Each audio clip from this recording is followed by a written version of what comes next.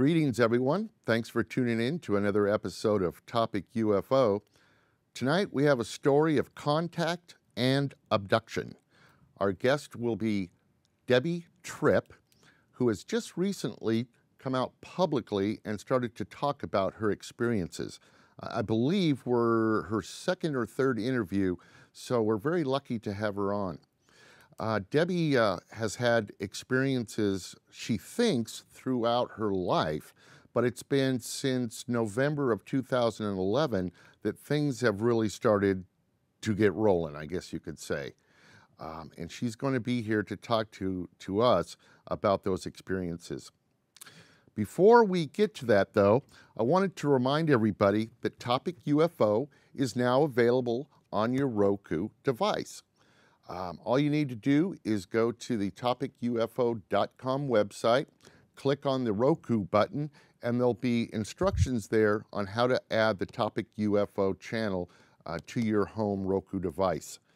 If you don't have a Roku device, you should think about getting one because they're really awesome little devices, and it allows you to watch the show from your easy chair or the couch and not be tied to a computer screen. So, we're going to take a quick break, 30 seconds, and we'll be right back with Debi Tripp. Don't go away. He's here! My mystery date! Mystery date. Are you ready for your mystery date? Don't be late, it would be great.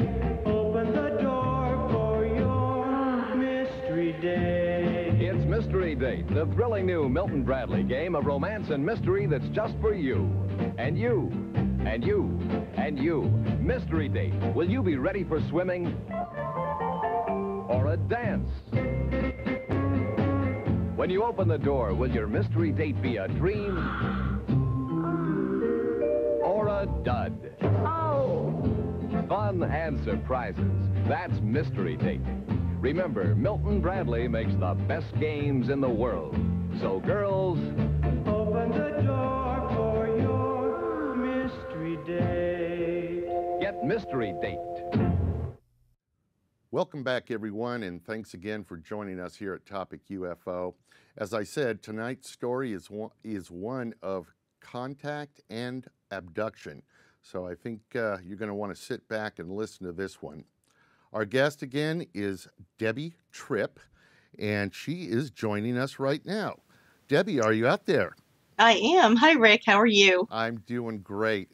Thanks so much for taking time out for us today. Thank you for having me. Well, you're very welcome. I know that all of this, talking about this, is kind of new to you. So Yes. I feel honored that you chose Topic UFO to be one of your first few interviews.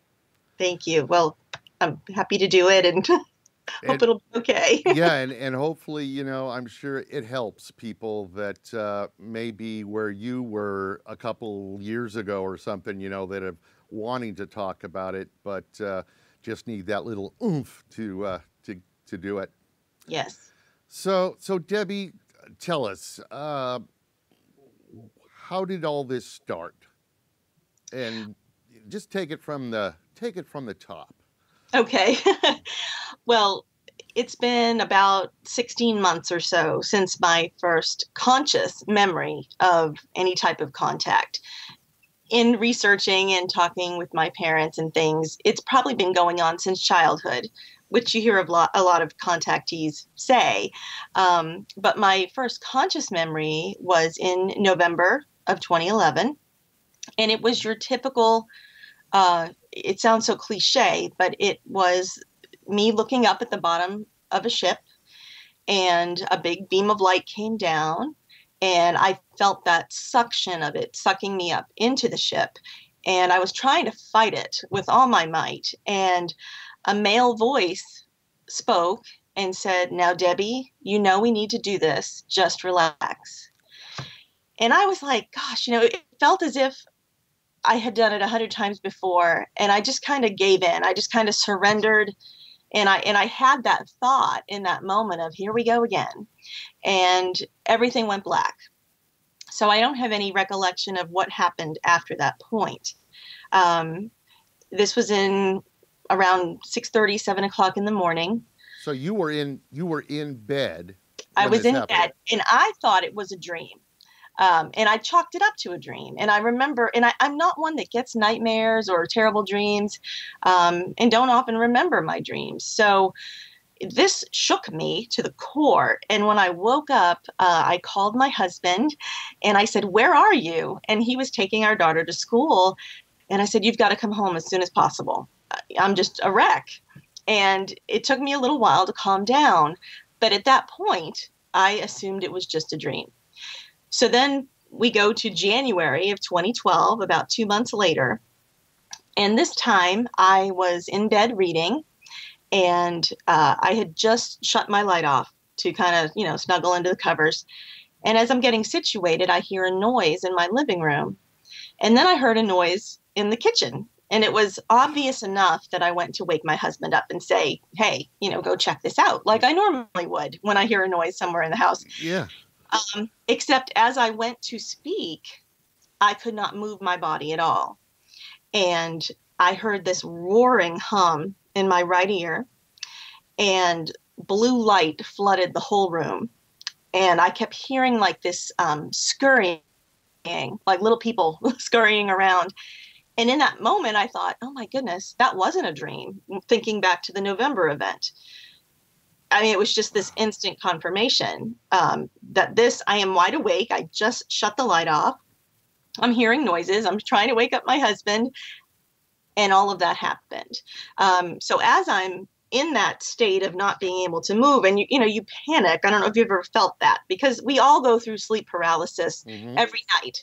And so, it's like that. You can't move. My eyeballs could move though. And I was kind of looking around the room, and to the right, because my husband sleeps on the right-hand side of the bed, I could see a small gray. I could only see him from about the chest up. And he was glowing blue. And it was this brilliant electric cobalt type of a blue color. And I remember thinking, how odd. I didn't know they were blue. You think of the typical Hollywood little gray alien. And I remember just taking a note of that. And the whole room was just with this blue light. Now, let me ask you, so there's no way you could have been asleep yet, right? Because No. I mean, I had just shut the light off, and I was hearing sounds and consciously wanted to wake up my husband next to me. And he did not wake up during no. when the blue light flooded the room and all this. So he just was laying there asleep. Right. Oh my God. Yeah. And so, so everything goes black. So I'm panicking. And I've heard that if you really start to panic, they'll just knock you out. So, everything went black. Now, I don't sleep well at night. So, and we have a digital clock kind of directly across from where we sleep. And I'm always conscious of the time because I don't sleep that well at night. I'm an insomniac. And, I had looked at the clock when I shut the light off. And it was maybe about just a little bit after 4:05 or so, when I came to, and whatever that means, it was almost 5 o'clock. So it had almost been about an hour.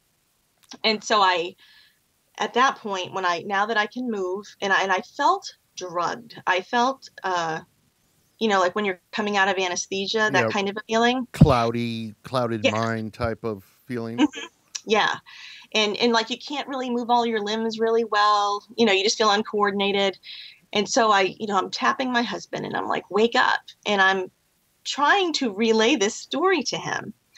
He was also just as drugged. I mean, it was like we were both just drunk as could be, and I couldn't get the words out very well. And then we both fell asleep till, a few hours later. And you would think after an experience like that, you would be wide awake and, afraid to go to sleep. Now, the next several nights, I did need to sleep with a light on. I don't blame you there. Yeah, and like still, I mean, it's been again about 16 months, and I have a little salt lamp, with a nice little glow in the room, because I can't be in the darkness. So I basically become afraid of the dark. So Well, I myself and a lot of other contactees will get a little bit of post-traumatic stress disorder after an experience. mhm. So it's a pretty common thing. And I was watching a video the other day by Jim Sparks, who has been contacted and abducted hundreds of times, and he had, I was about 18 minutes into the video, and he was talking about being taken the easy way and the hard way. And the easy way is when they kind of float you out a door or a window or the roof. And the hard way is when you have a ship hovering and they just suck you up. And something about that really triggered something. And I had a major panic attack, where I felt like it wasn't, but I felt like my heart was just pounding and I couldn't breathe. And my husband was home, and, he's been so wonderful with this whole thing, because it has changed me as a person. It has changed our lives. And he's been very understanding. Although he hasn't witnessed a being or a ship, he has seen, when I wake up with triangle puncture marks on my leg or my stomach.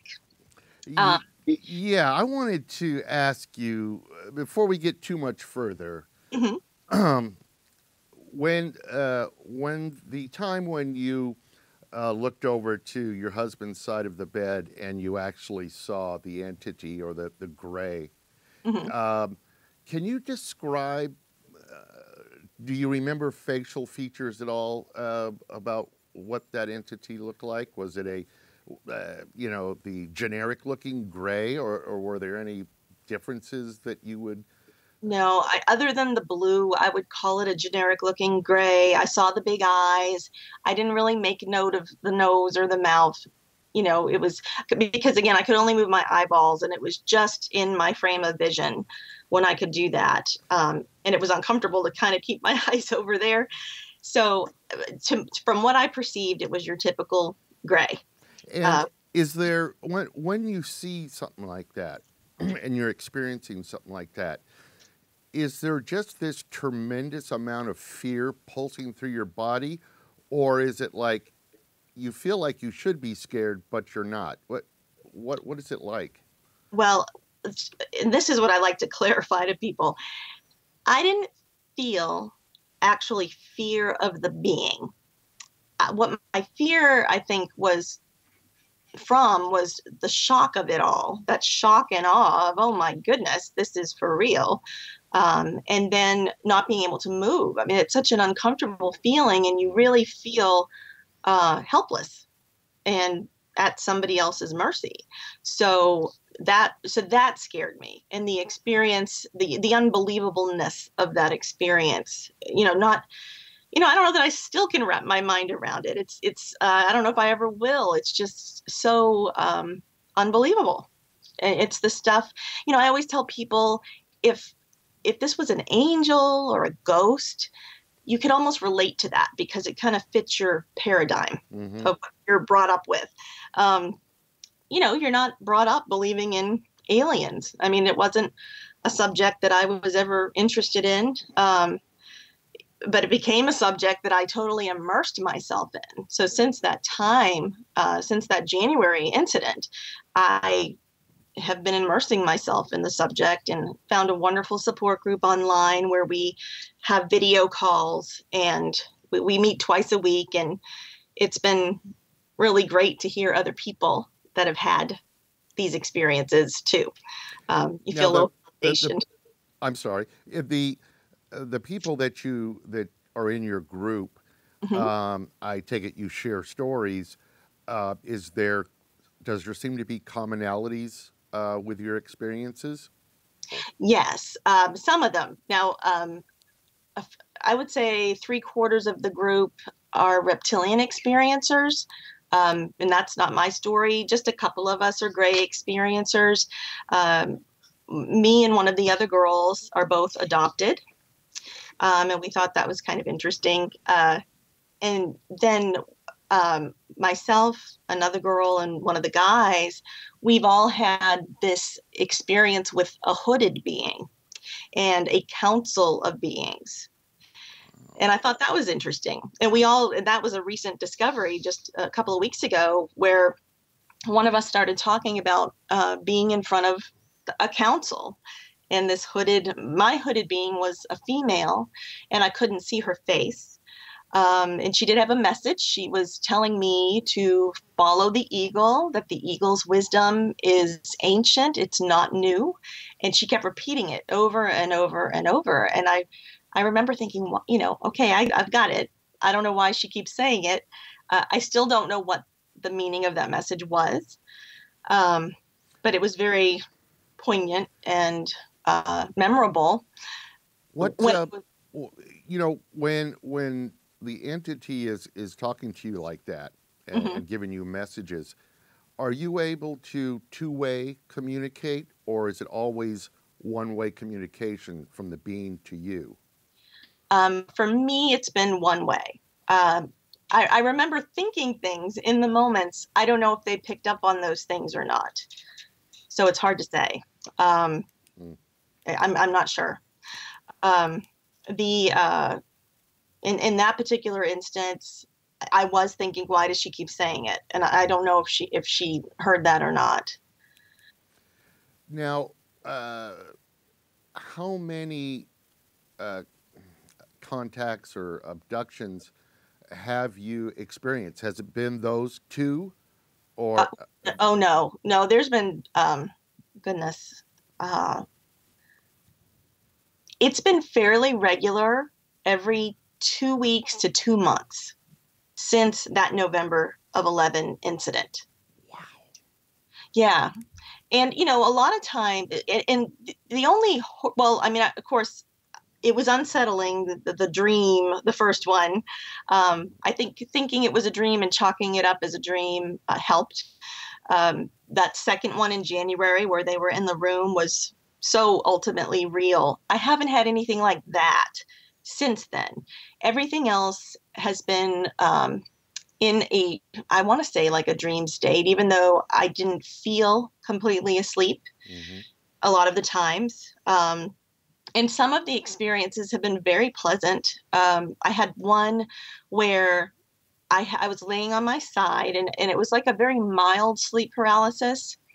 And it felt as if my cells were dissipating, that I was just disappearing. And I remember in that moment also thinking, wow, I wonder if this is what people that describe a near-death experience feel, because it was this all-encompassing love. And I didn't want it to stop. It was just a euphoric type of feeling. And I felt consciously aware. And looking back on that incident, I wonder if that was coming or going, what Jim Sparks calls the easy way, where you are kind of teleported through something, because it really felt like my cells were dissipating. That's the only way I can explain it. And I kind of wondered, was I on my way out or my way in when that was happening? Or it could have just been a funny feeling. But I had never felt anything like that before or since. And that was just a couple of months ago. Well, so excuse me. Couple of questions, if you don't mind. Number one, throughout these contacts that you've had, experiences, has there been any mention of where these entities are from? No. No, and I have not gotten to the point where you're going to ask them. yeah. I want to ask them, and I haven't really had. I don't feel like I've had a proper opportunity to do that. I had another experience where I had like this holographic brain in front of me, and they were showing me disasters, like natural type of disasters happening. One thing that was interesting is we had been at a movie theater with my daughter who's 9, and they were showing the preview for the Smurfs. And I jokingly said, "Oh, look, that's like my little blue guy." And that night was when that holographic brain, which was also that brilliant blue color, was presenting itself. And it said, "You need to spend more time with your Smurf." Wow. And I thought, gosh, either they have a sense of humor or they're really taking us very literally, when we say things. I don't know. So even in that experience, I didn't feel, or I didn't think to ask. Sometimes these things happen and you think you're prepared with what you want to say next time, and then the opportunity leaves you. So it's hard to plan it. Now, you provided me some photos with some red dots on your skin in a triangle, right on triangle formation. Yeah. Where did that come about? Did that something you noticed after one of these contacts? Yes. The one on my stomach, I've been journaling all this, and I can't remember exactly what happened when I woke up with that. The second one, which was on the leg, that my husband was going out of town for a few nights, and it was my first time being without him since all of this happened. And I was having some major anxiety over how to cope those evenings. So I had been told, if you just ask to be left alone, and there was a time where it was happening, it had happened a few times in the same 2-week period. And I said, okay, I need a break. I just kind of telepathically meditated for a minute and said, I need a break. And I don't recall anything happening after that until about a month or so later. With my husband being gone, I said, I need you to not contact me at all while he's gone, because it scares me. And I really don't want to even though I know he's pretty much helpless when it's happening anyway, psychologically, it was just like, okay, I can't deal with it on my own.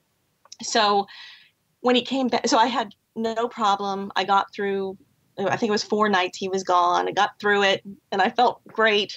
So the night he came home, I kind of meditated again, and I kind of jokingly said, okay, the portal's back open. It's back open. And it was that morning, the next day. It was actually a little bit in afternoon time. I was talking to my mother on the phone, and I was kind of just fiddling with my leg, just kind of stroking my fingers across my knee, the side of my knee, and I felt them. And I looked and I thought, oh my goodness, that's a clear triangle. They were nowhere else on my body. A lot of people were like, well, maybe it's bed bugs. And, we went through the whole, They don't look like bed bug bites to me. No. So, yeah. So I thought that was interesting, the timing that it happened right after I said, okay, you have permission to come back in. Now, are these red dots, are they like a little bump? If you ran your finger over them, is it like a little bump? Or yeah. That one, the ones on the leg were like bumps. I've had the ones on the stomach were more like puncture marks. And I've had singular ones also show up on my stomach that are more like a pinprick as opposed to a raised bump. But no recollection or memory of how you got them. No. Wow. Yeah. Very, very strange. So you also provided me with something you call star writing. What can you tell us about that? That was something that I had a sweet Facebook friend. She offered to do, she called it a writing for me. And I said, yes, I would love that. And it was beautiful. And it was a few days, and I loved it, and I thought, I'm going to meditate with this and just see what comes from it. And I hadn't had a chance to do that yet. And then a few days later, I felt like this it was like a bubbling up. And I'm assuming this is maybe what channelers feel when they need to speak words, where it just kind of comes out, because that's what I've heard from some people. And I closed my eyes, and just all of what you saw there was with my eyes closed. And I just started writing. In the short one, I felt like that was very precise. The longer one, it felt like such a release to to get it out. And it actually felt as if I was doing penmanship, like cursive writing, but clearly those are also very precise individual characters. And I don't know what it is or why, what the purpose is. And it could just be my brain's way of processing something. Mm-hmm. I don't know. So I don't claim it to be anything special. But I did talk to the girl who did mine, and she thought maybe something was like a trigger, and activated something in my consciousness that made me do that. Yeah. Very strange. Mm-hmm. You know, and also you said that I think it was your father had seen a UFO or something near your house? He saw he had 3 sightings within the week before and the week after that November incident where I was sucked up into the ship. And my dad's 81. He doesn't believe in any of this stuff. They don't like to, him and my mom don't like to really talk about it. But my mother doesn't walk very well, and he brought her outside. He made her get up out of bed and bring her outside to see these things in the sky that were almost like, I had her draw it for me, and it looked almost like the Olympic rings, but there were just 3 of them. And they were, she described it as kind of almost glowing, like a fiery glow. He saw that twice, and so did she. And then he saw something else, she told me, the last sighting he had during that time that he came home, because he walks the dog at around 9 o'clock at night. So this is when he would have these sightings. And he said, I don't know what that was. I can't even describe what it was. And she did not see that one.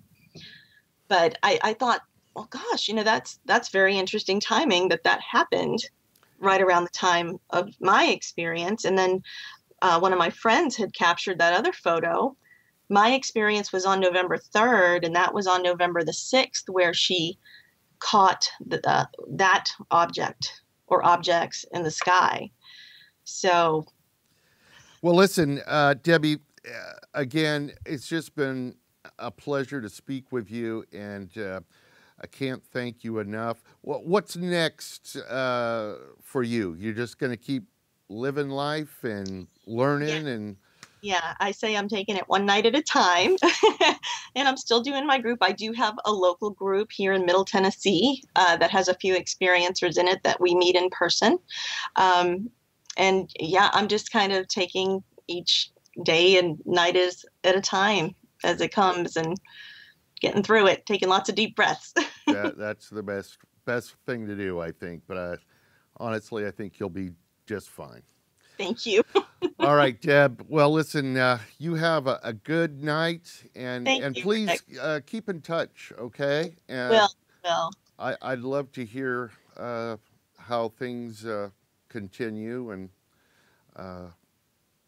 maybe we'll have you on again and talk some more.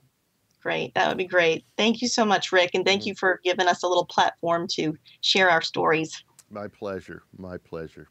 All right, Deb. Thanks again, and we'll be talking to you soon. Thank you, Rick. Bye-bye. Bye-bye. Open